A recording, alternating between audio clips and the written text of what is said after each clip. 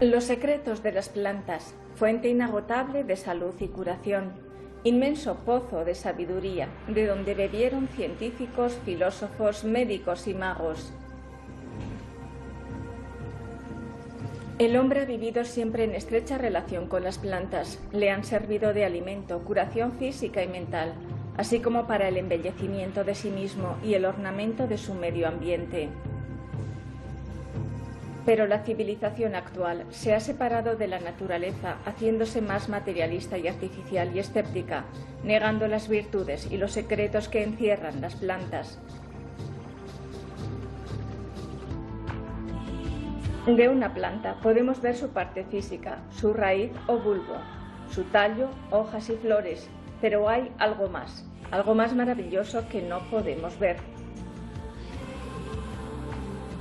Esto es el alma o conciencia de las plantas. No debemos olvidar que todo en el mundo tiene conciencia. Esa es la esencia prístina divinal, que denota la emanación cósmica de la vida. El mundo vegetal ha originado mitos y leyendas inmortales, y cuando el ser humano vibraba en acorde con él, el hombre se comunicaba con la naturaleza y sus espíritus, buenos o malos. Los elementales desconocen el límite entre el bien y el mal. Actúan inocentemente, sin responsabilidad sobre sus actos, por lo que son manipulables y hasta pueden ocasionar la muerte. Las hadas son budas elementales con jerarquía elevada, benefactoras hacia el género humano, que rigen los reinos de la naturaleza provistas de gran belleza, sabiduría y amor. Los Efrith o los Hem son genios de ambos sexos, algunos alados que viven en lámparas maravillosas y que les gusta frecuentar los árboles o transformarse en el agua de los manantiales. La leyenda de Ulises, cautivado por Circe y las sirenas, aunque esotéricamente tiene un profundo sentido iniciático, alude a la convivencia natural con los elementales, procedentes de tradiciones orales auténticas. El acopio que hacen los cuentos que relata Sheresade, acompañada de su hermana Doniazar, al rey Shadiazar, nos abren las puertas del paraíso o Edén. Todos los poderes utilizados siniestramente en Europa, especialmente en Irlanda y Escocia, están documentados judicialmente para su consulta en Yorkshire, al noroeste de Inglaterra, desde 1431. Los maestros de la Logia Blanca, Samael, Paracelso y otros, así como Frank Hartmann, dan testimonio del poder de los elementales, advirtiendo que no se debe manipular a estas esencias con fines perversos. Porque los elementales lo mismo sirven para el bien que para el mal. Ellos están en proceso evolutivo, investidos con cuerpos protoplasmáticos, para pasar de reino en su escalada hacia el ser humano. Dice el maestro Samael que los elementales vegetales jamás cometen la torpeza de derramar sus energías sexuales. Ellos se aman y transmutan, en convivencia armoniosa con su entorno social.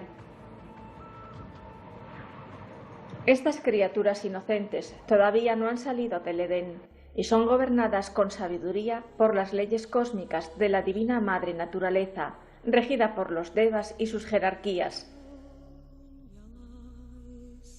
Alison Pearson, en 1588, aseguró haber conocido a una reina de los elfos. Dijo que parecía un ángel y que dominaba la alquimia. También aseguraba que la reina le había regalado un hombrecillo verde para su protección. El reino de la naturaleza está sometido a la ley indostánica del samsara o evolución e involución. Cada alma debe pasar por los diferentes reinos naturales hasta llegar al estado de hombre. Cada roca o mineral está habitado por los gnomos o pigmeos, elementos de la tierra. Estos elementales destilan el enseminis en el cerebro humano. A veces parecen ancianos, cuidando los tesoros escondidos. Piedras preciosas y toda clase de minerales están habitados por ellos. Allí se procesan adquiriendo virtudes y valores antes de acceder al mundo vegetal. Una vez en el reino vegetal, elfos, elfrids o ents disfrutan de múltiples poderes. El elemental del cedro permite profetizar y hasta hacernos invisibles. El elemental del enebro, como una bella niña, purifica de larvas y da cuerpo a los ángeles para su manifestación. Dentro del mundo vital, gozan de felicidad al servicio de los seres humanos. Pueden curarnos y protegernos y hasta conseguirnos bienes materiales, atrayéndolos con los éteres vitales.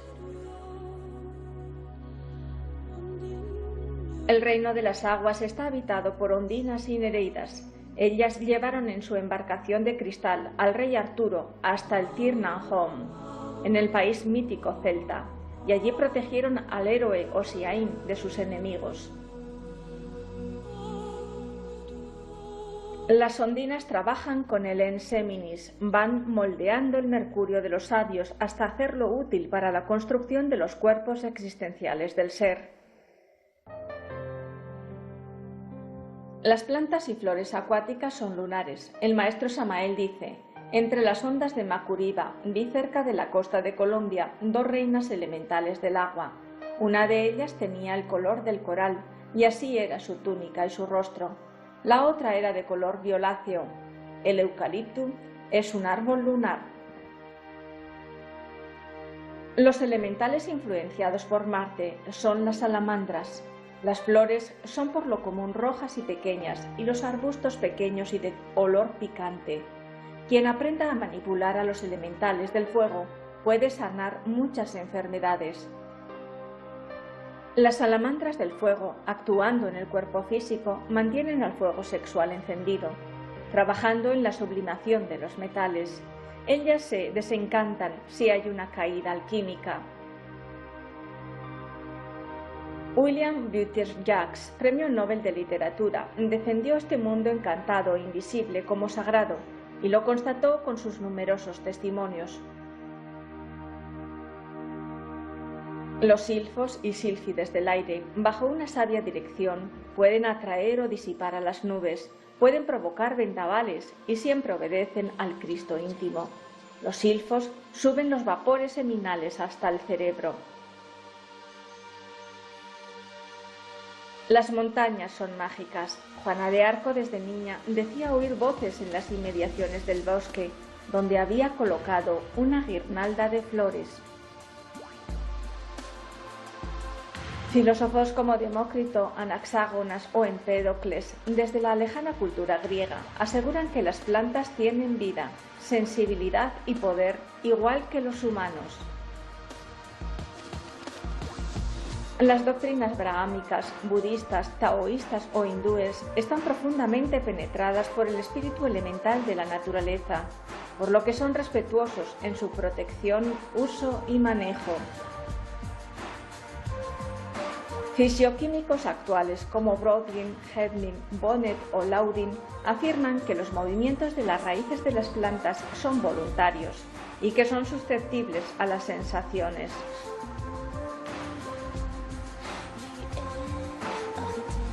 Las plantas conocen la felicidad. Yeats nos relata en El crepúsculo celta que el gran señor Columba subió al monte Ben Bulben para acercarse al cielo con sus oraciones. Y cuando estaba orando, halló una puerta del paraíso por donde entran y salen los reyes legendarios. Ellos habitaban junto con los ángeles y las hadas y miles de criaturas en el seno de la naturaleza. Frank Hartmann nos muestra el modo idóneo para comunicarnos con los elementales. George Hudson, en su libro El secreto de la fuerza, o Carl Sprinberg, en su tratado con la naturaleza, testimonian con sus propias observaciones. Porque al reverenciar a la madre naturaleza, construimos un puente entre nuestros mundos interior y exterior.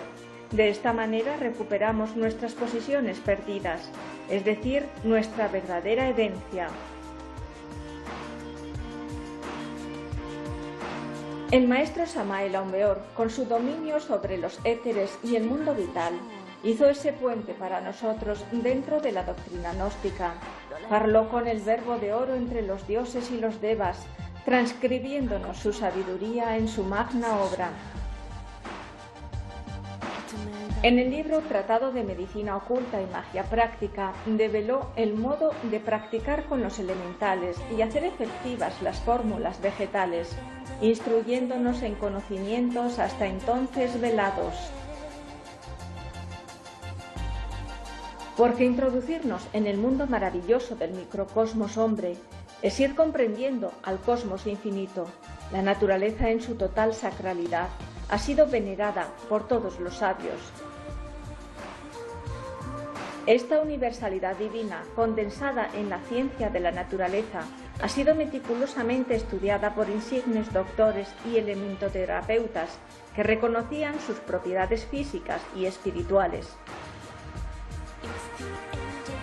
Cada parte de la planta y su peculiar aplicación ha sido estudiada a través de los tiempos por sabios respetuosos de la vida en todas sus formas.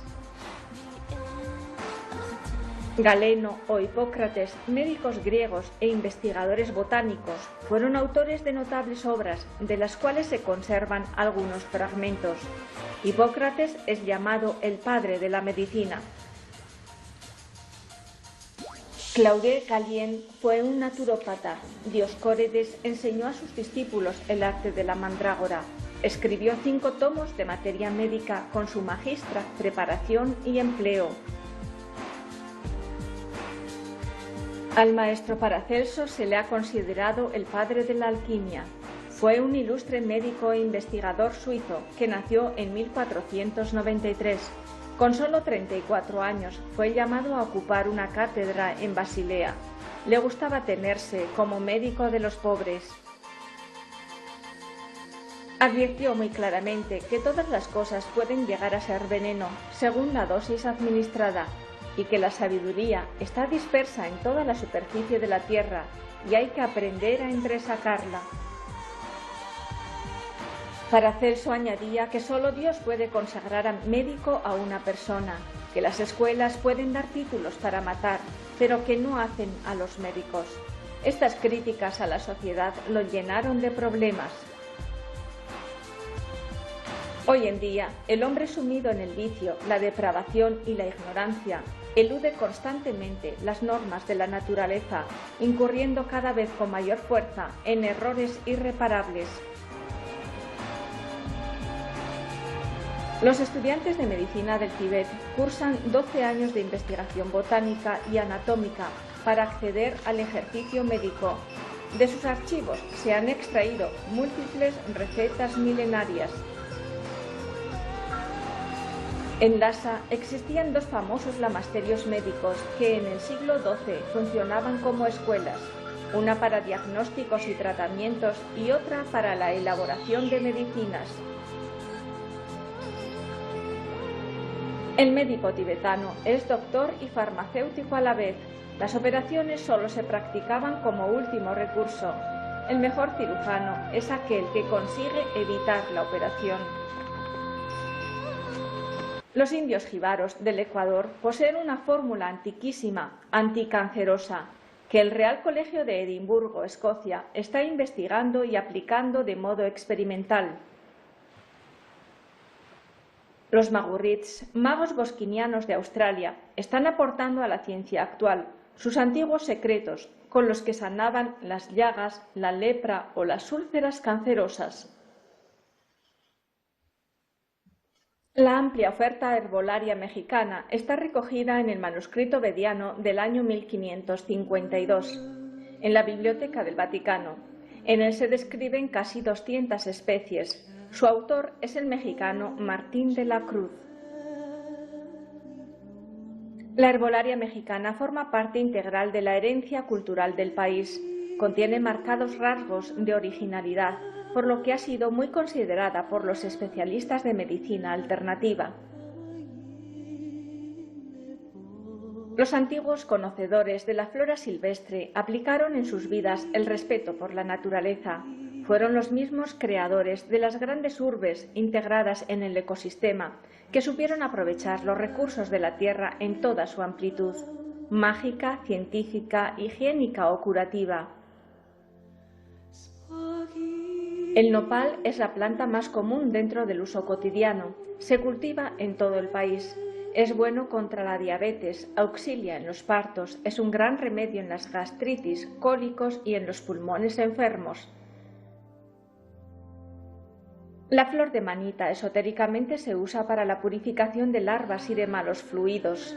En el aspecto físico es buena para las dolencias cardíacas, regula la tensión arterial, calma los nervios y el dolor de cabeza. En Europa, Galeno fue fiel practicante de la medicina egipcia. La más renombrada fue la de Menfis, cuyos yacimientos arqueológicos revelaron grandes avances científicos para la medicina actual. El papiro Eberst es uno de los documentos más sobresalientes de la sabiduría egipcia. De él se extrajo la principal fuente de conocimiento elementoterapio egipcio. Teurgia, astrología y medicina forman una tríada inseparable que han sabido cultivar todas las culturas primigenias para la óptima aplicación de los remedios naturales. La magia no hay que confundirla con la brujería. La magia es el arte de conocer los arcanos de la naturaleza y del cosmos y de utilizarlos conforme a la ley y a la voluntad del Padre. La palabra magia deriva del ario mag, del persa maja, del sánscrito majas, del latín magis, del alemán merz, y en todos los casos significa más. Es un saber más profundo de lo meramente sensorial. Para obtener un resultado efectivo en la elementoterapia se deben efectuar ciertos pasos. Hay que observar cuál es el planeta que rige la planta requerida, la hora de recogida, su signo astrológico, las propiedades y las características. Todos estos preámbulos propiciaron que en la Edad Media se acusase de brujería a todo investigador naturista. Personas inocentes fueron quemadas durante el reinado de Gregorio VIII, el cual prohibió y alteró el orden astrológico de los días para confundirlos. Una de las plantas prohibidas fue el helecho macho. Esta planta se recoge en la noche de San Juan a las 12 en punto. Su semilla solo sale esa noche y quien la consigue no le faltará lo necesario materialmente. El helecho macho se reproduce por esporas que se desarrollan de julio a agosto, guardadas en una bolsita de paño verde. Además de augurarnos buena suerte y salud, es un excelente amuleto. El muérdago era una planta sagrada para los rosacruces. Cura la tuberculosis y dicen que prolonga la vida. Es un parásito que germina en chopos, manzanos y robles. Los druidas, sabedores de sus múltiples virtudes mágicas, lo recolectaban en la noche de San Juan. Para ello, los sacerdotes vestidos con túnicas blancas lo cortaban con una hoz de oro, lo depositaban en lino blanco y servía de amuleto. El muérdago es bueno contra la epilepsia. Durante las fiestas navideñas se adornan las casas y los regalos con esta planta. Su presencia elimina toda vibración discordante, llenando los hogares de amor, felicidad y prosperidad. Recogiendo una ramita de muérdago en la noche de San Juan y colocándola bajo la almohada, se tienen sueños proféticos y premonitorios. Está comprobada su eficacia contra la arteriosclerosis. Dicen que los dioses la dieron al hombre como panacea de todos los males. La salvia. Los egipcios la usaban contra la esterilidad. Tras las epidemias daban su jugo a las mujeres. Los griegos sanaban con ella úlceras y mordeduras de serpiente. Fue dedicada a Zeus. Los chinos la usan para restituir la memoria y la parálisis cerebral. En saumerios aleja a los tenebrosos. La labor de los monjes benedictinos fue imprescindible en la Edad Media, pues gracias al cultivo secreto en sus jardines y al dominio del latín y del griego, lograron salvaguardarse las plantas medicinales prohibidas. Muchas plantas silvestres fueron del dominio de la cultura popular, transmitida oralmente por generaciones, por lo que hoy en día siguen gozando de excelente fama en todas sus aplicaciones. Pero a pesar de la benignidad aparente de las plantas, no se debe olvidar que se requiere de cierto conocimiento para su aplicación. Su óptimo uso debe ser facultativo, preveyendo la automedicación errada. La manzanilla es mundialmente conocida. Está llamada también como camomila. Se utiliza eficazmente en tónicos digestivos y lavados de llagas y compresas para la conjuntivitis. La belladona. Su nombre alude a bella dama porque dilata las pupilas. Por ello es muy eficaz en oftalmología, en enfermedades estomacales, diluye los quistes grasos, reduce los cólicos urinarios y biliares y alivia los ataques de asma. La belladona o antropo se hizo tristemente célebre al utilizarla los Borgias para asesinar. En la mitología griega es una de las 3 moiras del destino, precisamente la que corta el hilo de la vida. También los brujos hacían afrodisíacos con ella. Esta planta está regida por el planeta Saturno y los signos astrológicos de Acuario y de Capricornio. Para gozar de todas sus propiedades debía ser recolectada bajo el dominio de estos astros. La cicuta es una de las plantas más venenosas que existen. Sócrates obtuvo la muerte con ella. También está regida por Saturno. Se usa al igual que la morfina en enfermedades terminales para atenuar el dolor. Como ungüento externo se aplica en tumores. El ajenjo es una de las plantas mencionadas en el papiro Ebers. Los médicos egipcios la consideraban como remedio universal. Su nombre en griego significa privado de dulzura.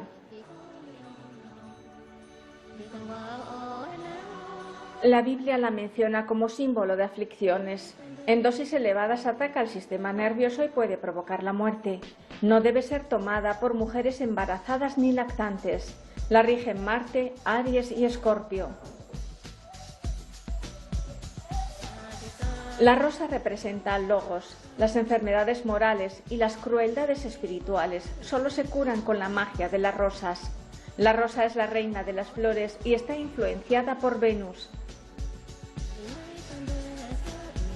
La achicoria, en los numerosos tratados médicos que escribió Galeno, dice que es amiga del estómago y que los egipcios la cultivaban como hortaliza comestible, pues es rica en minerales y sales. También sirve de amuleto. El ginseng, su nombre en chino quiere decir hombre raíz. Según la leyenda, fue cultivada por los dioses y enviada al espíritu de la montaña por medio de un niño milagroso en forma de raíz para ayudar al hombre. El célebre Marco Polo, viajero veneciano del siglo XI, lo trajo a Europa. Los mercaderes portugueses comerciaron con él. Los chinos dicen que es un cúralo todo, que da larga vida, salud y felicidad. Las tradiciones prehistóricas de América precolombina nos aseguran que los indios trabajaban el oro como si se tratase de blanda arcilla. Esto lo conseguían con los elementales de las plantas. El romero. Su nombre latino es rosmarinus, que significa rocío del mar. Galeno e Hipócrates hacían ungüentos con él. En baños es estimulante. La rige el Sol, Júpiter y Aries. Conforta el corazón y restituye la memoria. La digital, en exceso es tóxica, pero es buena para fortalecer el corazón y las arterias. También es calmante y diurética. Melly Bilder dice que la digital busca el silencio de los bosques para reproducirse. Las islas Scilla, frente a Inglaterra, se hallan cubiertas de esta planta como queriendo guardar los secretos atlantes de la vieja Europa céltica, hasta que el hombre vuelva a venerar a la diosa madre. Porque el hombre se apartó de las leyes cósmicas y creó engendros dentro de su humana psiquis. Los súcubos son demonios pasionarios. Paracelso dice que los íncubos y los súcubos se han formado del esperma del hombre, de aquellos que realizan el acto antinatural imaginativo de la masturbación. Estos íncubos y súcubos son muy perjudiciales. El juicio equitativo de Salomón no se vanagloria de destruir lo vivo, sino de restituir a cada quien lo que le pertenece. Dios esconde sus secretos a la Madre, que es la custodia del misterio, ofreciéndose a quien se lo merezca. Según decía Paracelso, la medicina se funda sobre la naturaleza. La naturaleza es la medicina y solamente en ella deben buscarla los hombres.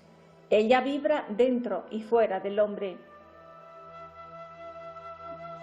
Ningún médico puede decir que una enfermedad es incurable. La naturaleza es el maestro del médico. Los misterios de la enfermedad, vejez y la muerte son parte de la vida y de la transición. Entre ellos se encuentra el bálsamo infinito del amor de la Madre Cósmica. Cuando las enfermedades del cuerpo mental se cristalizan en el cerebro físico, entonces se produce la locura. El cuerpo mental es un organismo material que tiene su anatomía y ultrafisiología oculta. Psicólogos como Gustav Carl Jung han estudiado el comportamiento humano y sus posibles terapias para la curación.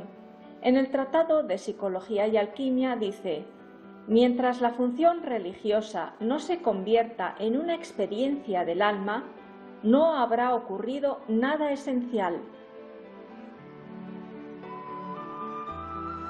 Pero el mundo está enfermo y no escucha la sabiduría ancestral. Está dominado por el materialismo, escepticismo e intelectualismo, convirtiendo a la existencia humana en una torre de Babel.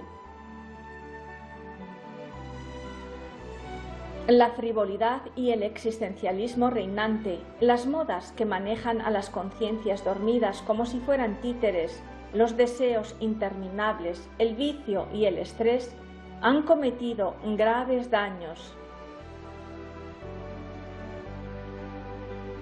Así el mundo está en crisis, ya no se respeta a la naturaleza. Con un afán desmedido se está destruyendo el medio ambiente. La desarmonía con el entorno no hace conciencia de las consecuencias nefastas que está provocando a corto plazo. Porque somos hijos ingratos, dejando para nuestros descendientes un mundo inhabitable, desértico de vida y de espiritualidad. Si estamos asistiendo a la agonía de una raza, no colaboremos con los verdugos. Evitemos los incendios provocados, reciclemos los desechos, no vertamos aceites en los ríos, no contaminemos los aires. La tierra no le pertenece al hombre. La naturaleza contiene los principios anímicos que el alma necesita. Todo en ella es susceptible. Animales, vegetales o minerales tienen su alma o espíritu, que pueden complacerse o irritarse, según sea el comportamiento humano. Ellos son esencias vitales que conviven con nosotros. Siguen planeando los halcones, las blancas ventanas de la cuarta dimensión, que giran y se abren al conjuro mágico. Los reyes y las reinas de los elementos ordenan a su corte de flores. En la cultura escandinava, Odín, Freya y el espíritu universal de Waldra alentará de nuevo la respiración humana para que de nuevo surja una civilización más pura, que respete y guarde fidelidad a los devas y a los dioses. Un hombre verdadero es aquel que pueda estimular en segundos el proceso germinativo de las flores y apreciar el crecimiento de un árbol con la voluntad de un fakir. Para obrar mágicamente en el seno de la naturaleza, el hombre debe ser rey de sí mismo, convirtiéndose en mago. Para ello debe obedecer al oráculo de Delfos. Hombre, conócete a ti mismo y conocerás al universo y a los dioses, extrayendo de su psiquis los elementos destructivos para descubrir a su dios íntimo. Las anémonas de bosque saludan atentamente al sol cuando éste sale y se pone cada día. Porque al verdadero hombre ningún secreto se le velará. Sabrá que no hay selva que no tenga su genio, que no hay árbol que no tenga su alma, criaturas con poderes, sensibilidad e inteligencia. Ellos encierran todo el saber de la diosa madre del mundo,